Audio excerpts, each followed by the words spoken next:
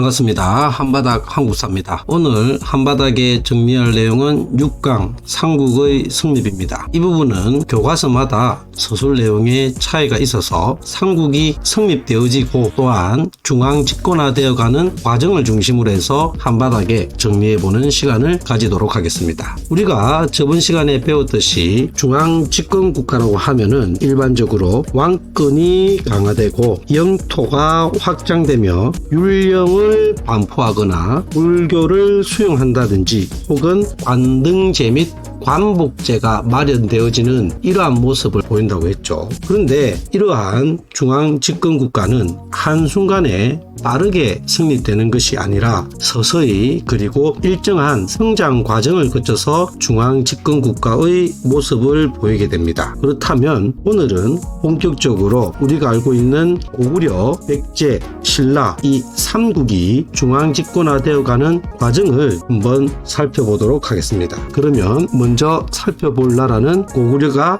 되겠습니다. 고구려는 기원전 BC 37년에 주몽이라는 분이 똘본성이라는 곳에서 처음으로 국가를 건국하게 되죠. 초기에는 유이민 집단과 그리고 토착민 집단이 연합해서 만든 5부족 연맹체 국가였습니다. 이 유이민과 토착민 중에서 주로 어떤 세력이 주도해서 나라를 이끌어갔냐면 주몽 자체가 부여에서 내려온 사람이죠. 그래서 바로 이 유이민 집단이 중심이 되어서 나라를 이끌어가게 되는데 이후 1세기 초에 유리왕 때에 이르러서 수도를 졸본성에서 국내성으로 이렇게 이동을 하게 됩니다. 초기에는 지금 보이다시피 연맹체 국가였기 때문에 왕권이 강하다 약하다 여전히 왕권이 미약한 모습을 보이게 되고 이러한 모습을 잘 나타내주는 것이 바로 귀족회의 존재라고 했습니다. 그래서 고구려에서는 제가 회의라는 귀족회의가 여전히 존재하면서 주요한 국가의 중대사는 이런 귀족회의에서 이끌어 나갔다. 그러다가 드디어 중앙 집권 국가의 모습이 나타나기 시작한 시기가 언제냐면 바로 1세기에서 2세기에 넘어가는 과정 속에 드디어 태조왕이 집권을 갖다가 하게 되면서 중앙 집권 국가의 모습을 나타나게 됩니다. 그래서 태조왕 때 보면 옥저를 정복하여 영토를 확장한다든지 그리고 드디어 왕위 세습이 이루어지게 되는데 이때는 완벽하게 이 왕권이 강화되지 못해서 여전히 형제 상속으로 왕위 세습이 이루어졌더라. 그러다가 좀 더 중앙 집권 국가의 모습이 발전한 모습을 나타내었던 것이 고국 천황 때가 되겠습니다. 2세기 말에 고국 천황 때 이르게 되면 즉 부족적 성격의 오부가 이제 행정적 성격의 오부로 개편되면서 왕권이 좀 더 강화된 모습을 나타나고 또한 왕위 세습에 있어서도 형제 상속에서 이때 부자 상속으로 변화되면서 왕권이 더욱더 강화되는 이러한 모습을 보이게 됩니다. 이후 3세기에 접어들게 되면서 동천왕이라든지 그리고 미천왕 시기를 거치면서 영토를 확장하게 되고 이를 바탕으로 드디어 4세기 말의 소수리왕 때 이르게 되면 4세기 말이 되겠습니다. 드디어 중앙 집권 국가의 모습이 완성되어지게 된 거죠. 특히 소수리왕 때 이르게 되면 율령을 반포한다든지 그리고 불교를 공인시킨다든지 그리고 고등교육기관이라고 할 수 있는 태학을 설립한다든지 이러한 모습을 통해서 드디어 고구려가 중앙 집권 국가의 모습을 완성을 시키게 되는 겁니다. 백제 같은 경우는 기원전 18년 온조라는 분이 위례성에서 백제라는 나라를 건국하게 됩니다. 역시 이 백제라는 나라도 유이민 집단과 그리고 토착민 집단이 연합해서 만든 나라가 되겠습니다. 백제 같은 경우도 역시 온조가 고구려에서 내려왔다는 것을 알 수 있다시피 유이민 집단이 주도해서 이렇게 이끌어갔던 나라가 되는데 기록에 따르면 백제 같은 경우에는 팔성 귀족들이 주도해서 귀족이 주도해서 나라를 이끌어갔다 이런 기록을 볼 때 8개 부족이 연합한 그러한 국가가 아닌가 이렇게 보여집니다. 역시 초기에는 연맹 국가의 모습을 보여 왕권 자체가 미약한 이러한 모습을 보이게 되고, 대표적인 귀족회의로는 백제 같은 경우에는 정사암 회의가 있다.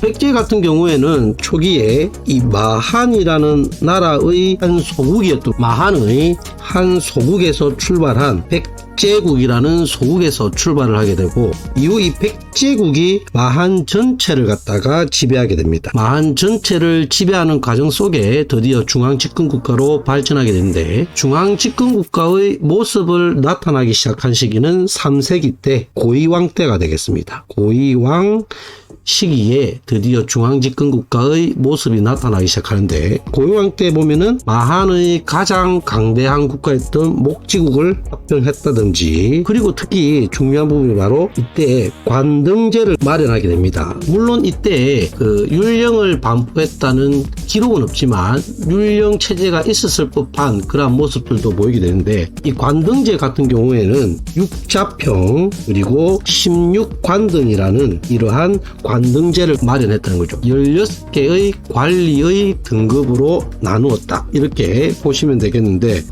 백제 이외에도 보시면은 고구려 같은 경우에는 10여 관등이 존재했다고 합니다. 10여 관등. 왜 10여 관등이라고 하면은 기록에 따라서 10관등이라고 되어 있는 것도 있고 12관등이라고 이렇게 적혀져 있는 것도 있어서 일반적으로 10여 관등. 가장 우두머리를 뭐라 부르냐면 귀족 중에서 대대로 이렇게 불렀답니다. 참고로 백제 같은 경우에는 가장 우두머리를 뭐라 부르냐면 상자평이라고 불렀습니다. 상자평. 신라 같은 경우에도 보시면은, 신라 같은 경우에는 가장 우두머리를 상대등이라 칭하였고 17관등으로 이루어져 있었다. 이처럼 점점 중앙집권화되어 가면서 이 부족들의 군장이라든지 부족 세력들을 귀족화 그리고 관리화 시키면서 이제 이 중앙으로 끌어들이게 되는 거죠. 그러면서 이러한 관등제가 마련되게 되고, 이후 드디어 백제 같은 경우에는 4세기 중반에 근초 고왕 시기로 접어들게 되면 중앙집권국가가 완성이 되게 되는데, 보시면은 마한 전 지역을 이때 정복을 해서 영토를 확장을 한다든지, 또한 부자 상속이 이루어져서 왕권을 강화시킨다든지, 또한 이때 고구려를 공격하여 영토도 확장을 하고, 그 외에도 중국의 요서라든지 그리고 산동 지방 그리고 일본의 큐슈 지역으로 진출하는 등의 이러한 모습을 보여서 바로 중앙집권화 국가의 모습을 완성시키게 됩니다. 신라 같은 경우는 기원전 BC 57년 박혁거세라는 분이 나라를 건국을 하게 되는데, 역시 유이민 집단과 그리고 토착민 집단이 연합해서 만든 나라입니다. 그런데 특이하게 신라 같은 경우에는 토착민 집단이 중심이 되어서 만든 나라가 되겠더라. 초기에는 나라 이름을 신라라 부르지 않고 사로국이라 칭하면서 6개의 부족이 연맹을 이룬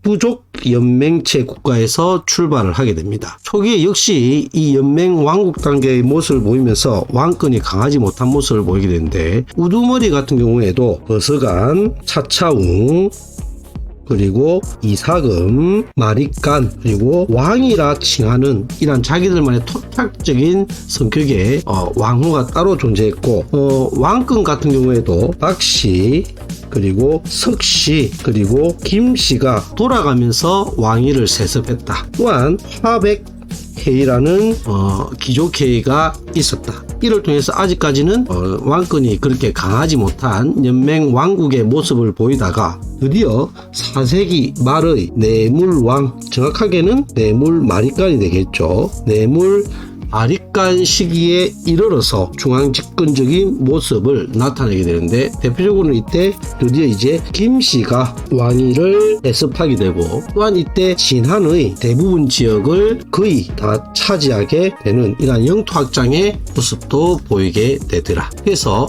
오늘은 각 상국이 중앙집권국가로 나아가게 되는 과정에 대해서 살펴보았습니다. 다들 수고하셨습니다.